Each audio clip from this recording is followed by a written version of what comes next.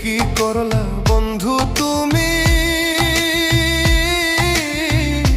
নয়ন জলে ভাসি আমি রে, তোমার লাগি কানতে কানতে দুই চোখ নদী হইল রে, তোমার লাগি কানতে কানতে দুই চোখ নদী হইল রে।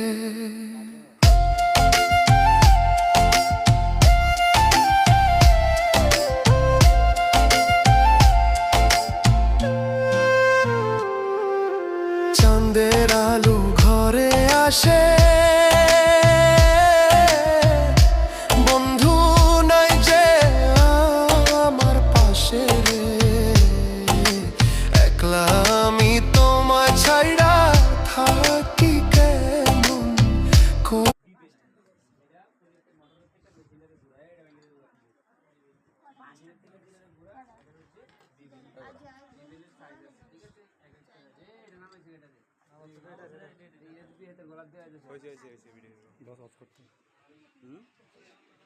এখন মেশিনগুলো বসানো অবস্থা টাঙ্কি লাগানো যায়।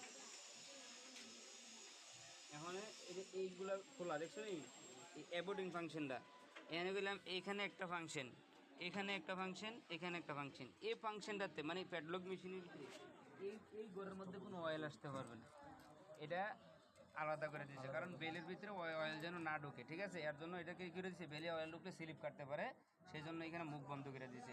এটা একটা সিস্টেম।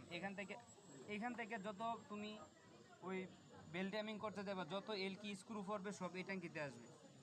আর এখান থেকে হচ্ছে তোমার এই সাইডে পাম্পের এই সাইড দিয়ে আসবে।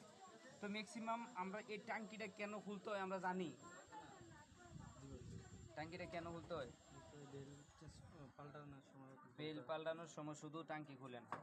একটা পাম্পের ভিতরে অনেক দেখবা এগুলো, আমরা একটা তো গার্মেন্টসে চলে না, আমি আবার এই 6 মাসের ভিতরে এলে 2বার খুলে লাইছি ট্যাঙ্কিটা।